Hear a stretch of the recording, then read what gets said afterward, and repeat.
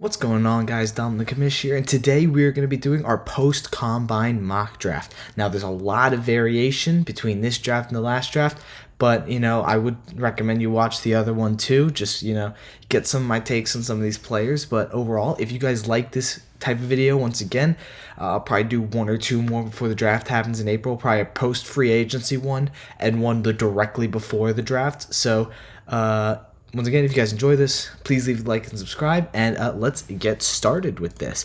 And now, I'm going to be doing trades in this mock draft based on what I definitely think could happen, or stuff like that. And honestly, the first thing that apparently is likely, according to source Jordan Ronan, is the Giants trading up to the #1 overall pick. Now, this is a one-round mock draft, so I'm not really too worried about what the Giants are going to trade up, because the trade logic in this is kind of annoying. So what I'm going to do with all trades is I'm just going to just go to the Tennessee, trade with the Giants for one to three, so that it's automatically accepted. It just makes life a lot easier for me, and I don't have to go around and think of exactly what the trade's going to be. But apparently it's likely that the Giants are going to trade up to #1. I don't know if the Browns are going to plan on taking a quarterback, which is the thing. But overall, I don't know. I think that the #1 overall pick, however, is going to be Cam Ward out of Miami, because Cam Ward is just, he's a really good quarterback. He's by far the best in this class. He threw really well at the combine. It's him and then everybody else in this quarterback position class. Now, Giants trade up to get him. Giants are a great situation for a quarterback to come into, especially if they improve the offensive line in free agency. They have a #1 receiver, decent run game. If not, they can even just draft a running back on the defensive, or a running back on the later rounds. And then, so Cam Ward, #1 to the New York Giants. And then if the Titans trade back and are still planning on taking a quarterback, they know that Cam Ward's going to be off the board, but let's say they like Jackson Dart or Shedeur Sanders. They're going to be absolutely confident that the Browns are not taking a quarterback here. And that's what I think they do. Myles Garrett has still requested a trade out of Cleveland. And when that happens, I think it's primed up to take a new stud edge rusher, Abdul Carter, reset the rookie contract, not have to worry about paying Myles Garrett as much. And Abdul Carter is honestly just as good of a prospect as Myles Garrett was. He's just an unbelievable edge presence, and he is super good. He's just a force to be reckoned with on that Penn State team, and I think that he could bring that energy to the Cleveland Browns. And so, like I said, the Titans, if they were trading down for Abdul Carter here, I feel like these two picks can be interchanged. I don't think the Browns are going to throw another quarterback into the system that is a rookie and that you spend with a high pick. I assume them more taking a guy like Ewers, Howard, Gabriel in the later rounds and starting him, and then if they don't work out, drafting a QB later. But overall, Abdul Carter at #2 for the Browns. And then at #3, because of the Browns taking this edge rusher, they're going to assume that there's the quarterback. They wanted a quarterback, just not Cam Ward. So you trade down and you take, with the #3 overall pick in the draft, Jackson Dart. Apparently, and a team who has a top 7 pick in the draft does not, I think it's 2 teams now even, do not like Shedeur Sanders, and do not like, how arrogant he can seem, and how, out of touch he is with reality. And overall, I feel like that's going to really hurt Shedeur's stock, and also not participating at the combine. The fact that he was already slipping, and now he's going to be even worse, I think that is just not going to be good enough, and he's going to slip out of the top 3 at least, and out of the top 2 quarterbacks. Number 4 to the Patriots is a really easy one. He's sitting right here on the board. Travis Hunter out of Colorado. Travis Hunter is one of those guys that you get into training camp, and if he sucks at receiver, he can play corner full time. If he sucks at corner, he can play receiver full time. If he's good at both, play both time. It's a lot less pressure when you have a guy who can theoretically play two positions, because let's say that, obviously this isn't true, but let's say that every prospect, has a 50-50 chance to bust or be a good player. Like, if Travis Hunter busts at corner, he could be an elite at wide receiver. Or if he busts at wide receiver, he can be elite at corner. That's why a lot of people still like Travis Hunter, even though they don't have him as his number one corner or the number one receiver on the board. But overall, I think that Travis Hunter is the safest prospect in this draft. He gives Drake May a weapon. Now moving on to the Jacksonville Jaguars. Now, I think that this is also kind of a no-brainer here for Jacksonville. A lot of people have this guy as now the cornerback 3. I completely disagree, and I think that, a decent combine by Jahdae Barron, I apologize if I butcher his name, a decent combine by Barron does not take away from the fact that Will Johnson is the probably number one corner in the entire true corner in the entire draft.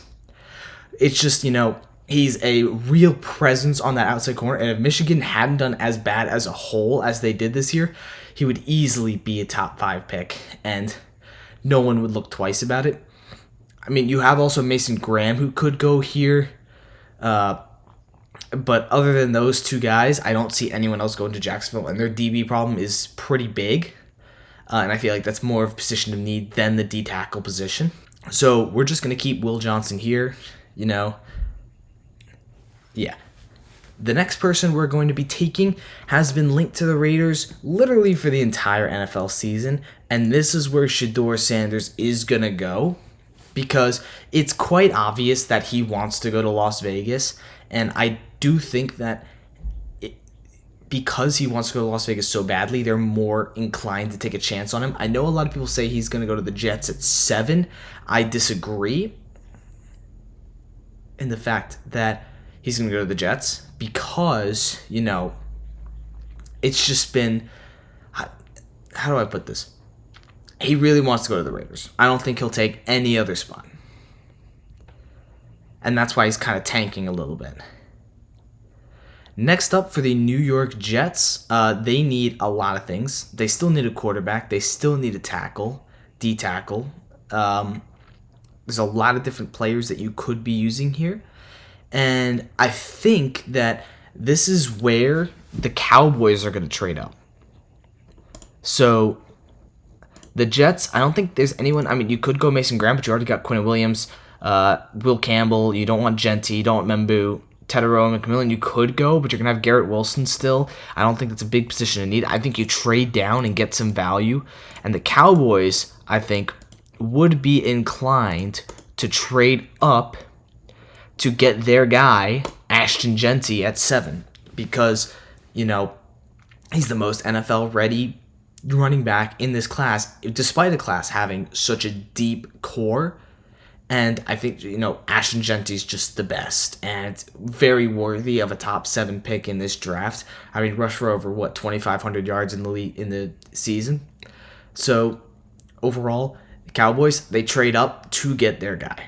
The next player we're going to go with is kind of in a best player scenario kind of range here. And I think that's going to be Mason Graham out of Michigan.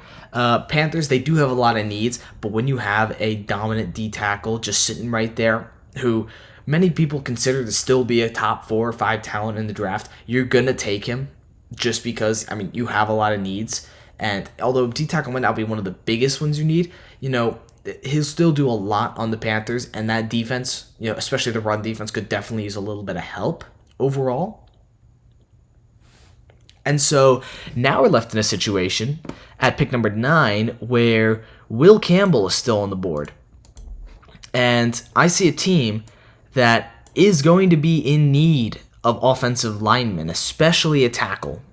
When the best tackle in the draft is on the board, what do? You trade up. So I think that the New Orleans Saints, or the San Francisco 49ers will attempt to jump. Okay, I don't know why that's been rejected. So you're telling me I have to give up more than pick 9 to... It doesn't matter. It genuinely doesn't matter, so I'm just going to let this happen. So San Fran trades up to pick 9 to jump Chicago to get Will Campbell, because both these teams need tackles.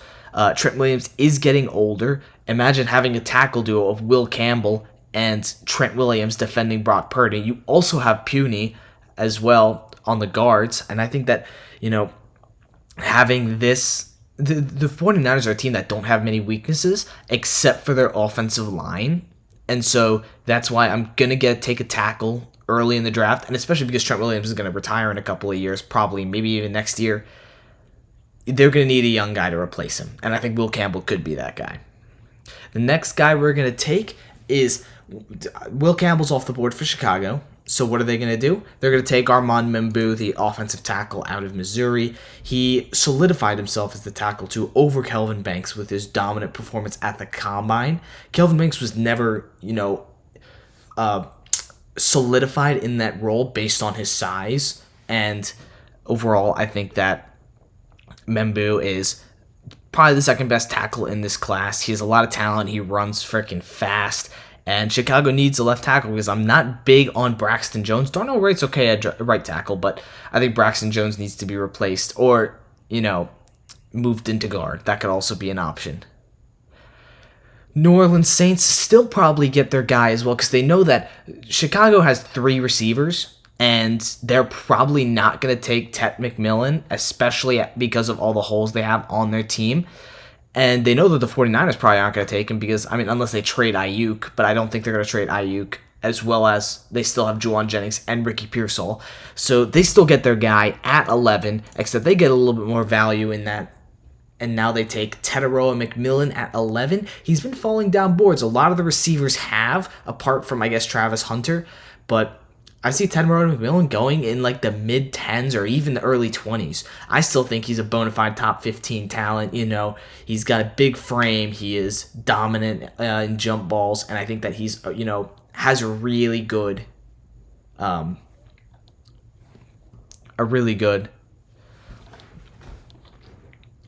playmaking ability. Now we go back to the Jets. And Jets are where we're going to take... There's a lot of things that they could use. Do I see them taking an edge? I could. Do I see them taking a receiver? Maybe not this early. I think it's tough. I can see them going Tyler Warren as well, based on the fact that whoever their new quarterback is going to need a new weapon at tight end, probably. And I think that's who I'm going to go with. But unlike the Colts, getting him every draft, I feel, that I do, I think he's going to go to the Jets here just because their tight end position is so shallow. And I think that it could definitely use some work. And Tyler Warren is the best tight end prospect in this draft, and it's not even close. Anyone who says Colston Loveland or Fannin is close is honestly bonkers. Tyler Warren does everything. And, overall, he's deserving of a top 12 pick, and the Jets are a team in dire need of a tight end. And now the Dolphins, they are going to reinforce the defensive side of the ball. I know they're going to lose Tyreek Hill, most likely, but I still don't think that's going to affect their... it's going to affect their offense, but I feel like they'll do that more in the later rounds of the draft or in free agency. And I think that we're going to get, probably one of the best prospects in the draft this year in Malachi Starks out of Georgia. He's just an unbelievable safety prospect. And the fact that Nick Emenwari has done what he's done in the Combine, and Malachi Starks is still so clearly the best safety in this class, shows how good he is he's a really big ball hawk, and, he's exactly what the Dolphins are looking for in the secondary, I believe. Now the Colts, normally I don't usually I haven't usually been taking tight ends for the Colts, or I have been, but do I think that Colston Loveland or Harold Fannin should be first rounders? I don't believe so. So what else do you need? You have a safety, you have a DB, you have an offensive center, and a quarterback, but quarterback we're not going to be taking. So who do we have here? I think Nick Emenwari could be in play. Double safeties going back to back. Jade Barron and Siobhan Revelle could definitely be in play too. Maybe even Jalen Walker, because they get decent edge presence. And I think I'm going to go with Jade Barron right here. I know they have Julius Brents, but he's not good enough on his own. And I feel like Jade Barron really proved himself at the Combine. And, I think he improved himself enough to get into the top 15 picks. And, he's a solid corner, and the Colts could use a corner. And if they don't get a tight end in this first round, they'll probably draft Fannin or Colston Loveland in the second round. But that group is absolutely horrific, and they definitely do need a better tight end. Falcons right here. Usually they take a lot of skill position players that they don't need. If I were saying, what do I think the Falcons are going to do? It's Matthew Golden. You have Drake London's the tall guy and the tall route runner, and Matthew Golden is the speedster. But what I think they should do is Shamar Stewart out of Texas A&M. Once again, unbelievable combine, jumped himself over Michael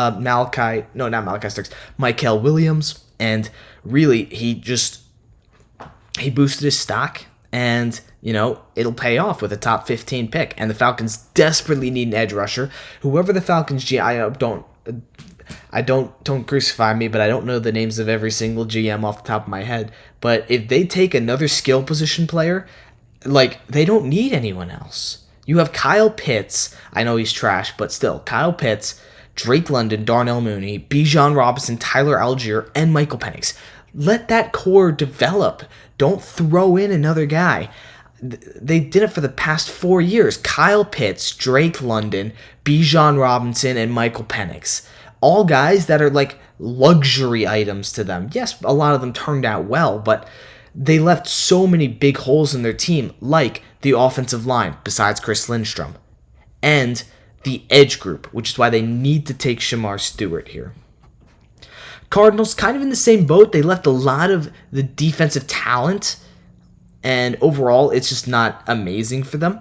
They need a linebacker. They need an edge. What better player to take than Jalen Walker, the linebacker who can literally do it all, and he could be a dominant edge presence if they need him to be, or he can be an off-ball linebacker, That's what I like so much about Jalen Walker, and the fit to the Arizona Cardinals is Darius Robinson didn't work out last year.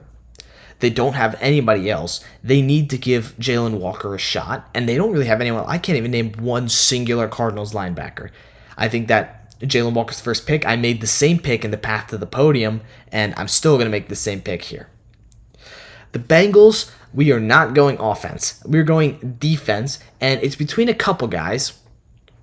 They just released Sam Hubbard, the edge, so you could go for another edge here, Michael Williams or James Pierce. You could also go D-tackle and Derek Harmon or Tyleek Williams. There's a linebacker here. I mean, don't really need too much of a linebacker. You can go with a corner, which is probably their biggest need. However, now that Jade Barron is gone, I think that more than likely they're going to get the best prospect in the draft remaining, that being Nick Emenwari. I mean, he's just an absolute monster. And I feel like even though Malachi Starks went above him, I feel like there's a very good chance that Nick Emenwari could end up being better than Malachi Starks overall. And, the 6'4 safety with a 40-inch vertical, he's a ball hawk, and they desperately need a big playmaker in the secondary. And do I think that the big playmaker in the secondary is Nick Emenwari? Do I think it could have been Michael Williams, James Pierce Jr., Jahad Campbell, or Siobhan Revelle? Not as much as Nick Emenwari. So that's why we're going to go with him for the Bengals. If I'm the Bengals and Nick Emenwari's here, I'm definitely pulling the trigger unless they have a better corner, because they do need corner, but there's not one good enough to take with 17 over Emin Wari. Now, the next player we're going to take is for the Seattle Seahawks. Now, just today, they released Tyler Lockett, and DK Metcalf has requested a trade, which makes me think that you go wide receiver, and I think it's going to be Matthew Golden. Earlier in the year, I probably would have said Luther Burden, but Luther Burden just did not produce at all in this year and in the combine this year. I feel like he could be a steal for a team later down the road, but overall, I think that Matthew Golden's the pick here, and just a guy on the other side of JSN. They have nobody else if DK goes away, unless there was the trade rumors with the Packers about sending DK over and sending something with like the pick 23 or Dontavian Wicks. But overall, if DK's gone, now that Tyler Lockett's gone, Matthew Golden's the pick here. Now, the Buccaneers are kind of an interesting position here, considering they're at pick 19. One of their bigger needs is edge. There's a lot of edges on the board still. Mykel Williams, James Pierce Jr., and Mike Green. Those are the three I think I'm going to be between now. And I think it's going to be Mykel Williams out of Georgia, who, in my earlier mocks, I had him going around top 7 or 8. He kind of fell a little bit. He didn't really perform. He wasn't at the combine. A lot of players boost their stock over him. I know a lot of people have Mike Green over him, but I'm not as high on Mike Green as a lot of other people are. Despite testing really well, I still feel like at least Stewart, Mykel Williams, and Abdul Carter are better than him still. But at 19, you really can't go wrong with Mykel Williams. I mean, he's a great player. That's all I have to say about him, really. Denver Broncos, they have a lot of good talent. They definitely could use a running back. And honestly, at pick number 20, this may be way, way, way too high for him. I know a lot of people have him at the end of the first. They probably could even trade down. You know what? That's what they're going to do. The Broncos are going to trade down with the... Where are you? Denver Broncos. Here we are. They're going to be trading down for the Houston Texans. Where are you? Come on. The Houston Texans. And the reason why they're going to trade down with the Houston Texans is because of offensive tackle Kelvin Banks Jr. still being on the board. Now, a lot of people have reservations about Banks, saying that he might be a bit too small to play tackle, might want to move him into guard, but the best part about it is that the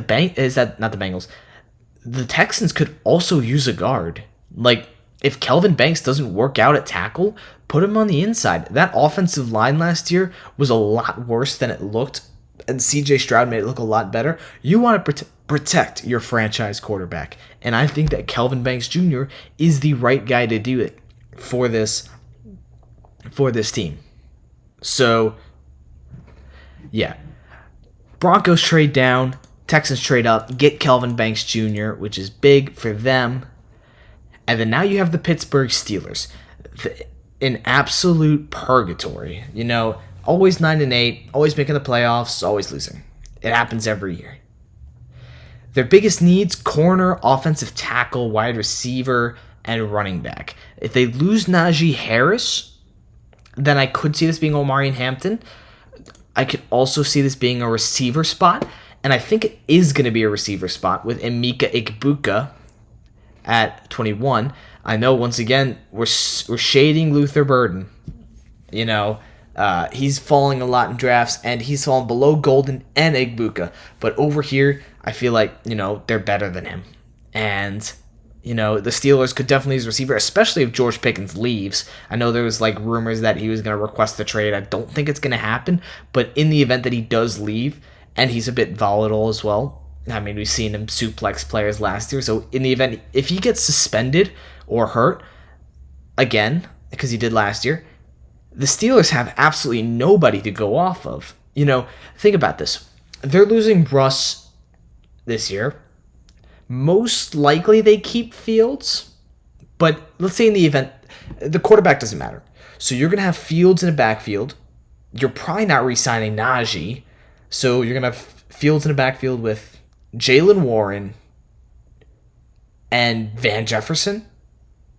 Who's the other guy? Roman Wilson and Pat Freiermuth.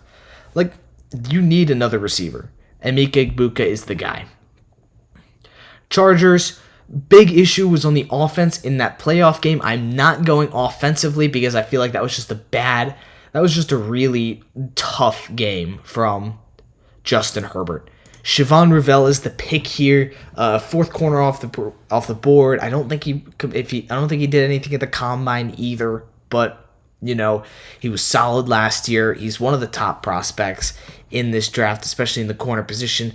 But I mean, he fell under Jahdae Barron and Will Johnson. But overall, Chargers need a corner. Siobhan Rivell sitting right there. I feel like it's a great idea. And the Packers at 23. Rashawn Gary regressed a lot last year. And I see a guy like James Pierce Jr. Yes, there are character issues. Yes, he's definitely fallen a lot. He was a top 10 pick at the beginning of the season. Now he's going top 23. But you cannot deny the talent.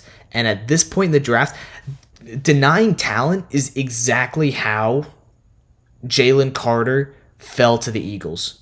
I mean, granted, he should be in jail.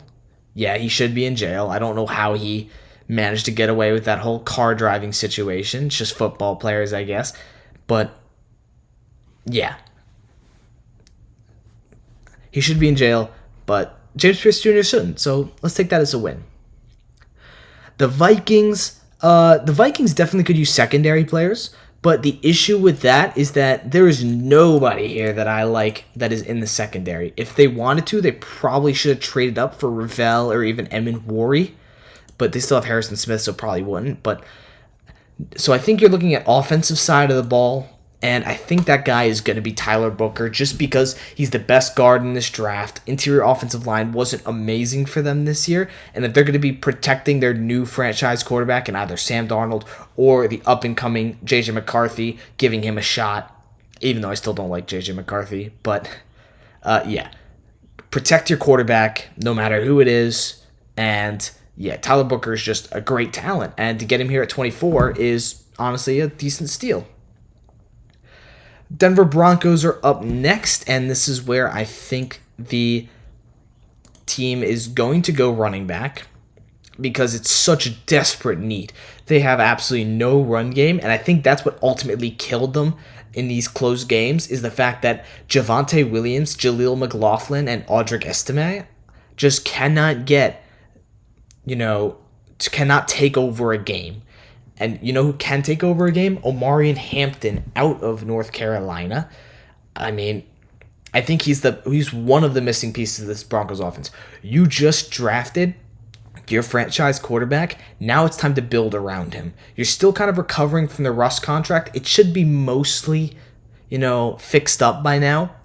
But you need to sign some skill position players. I would love a fit that I would love in the Broncos is Chris Godwin. You have Sutton, Godwin, Franklin in the slot. You also have Mims. I do like Mims too. But, yeah.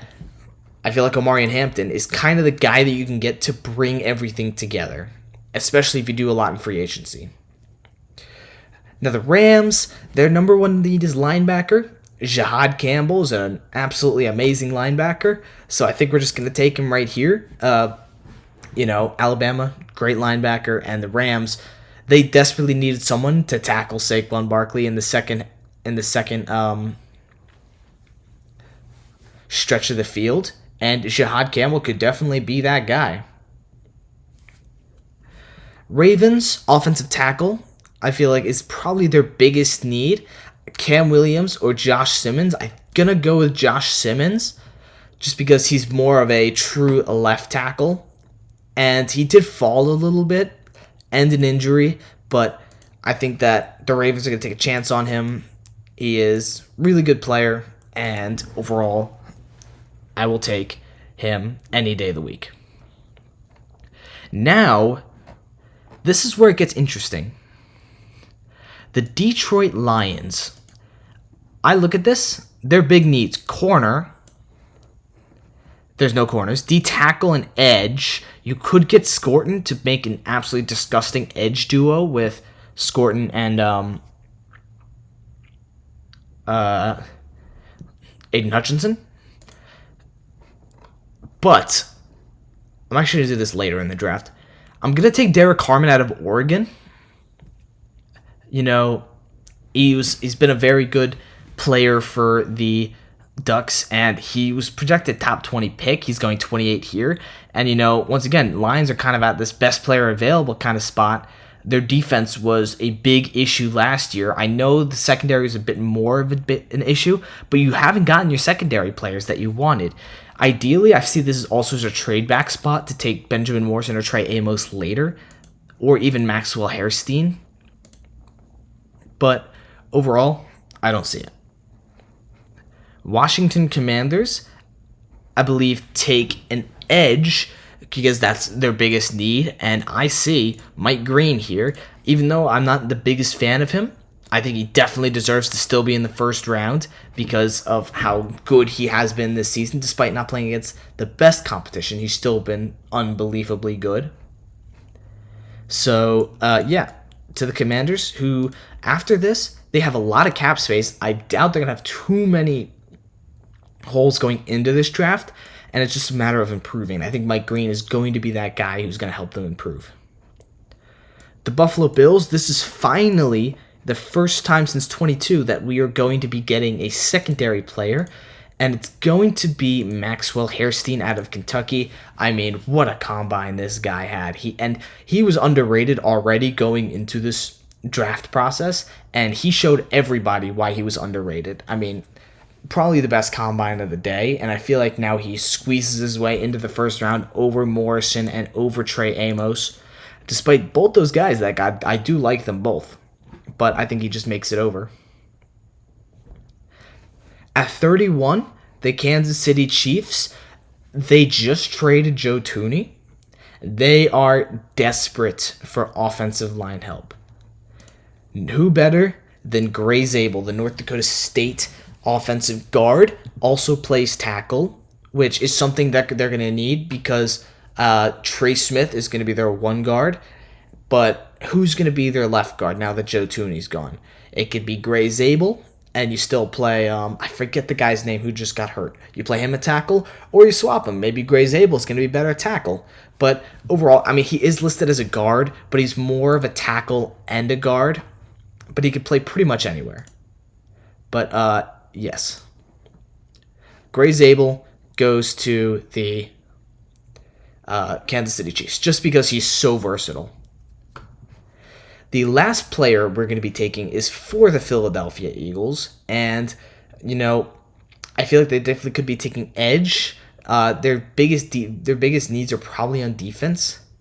However, if I see Luther Burden III still here at 32, I mean, if I'm the Eagles, I am pressing the button on Luther Burden just because of, you know, how good he was, not this past year, but last year. And overall, like, as much as I hate to say it, if Luther Burden goes to the Eagles, the league might be cooked.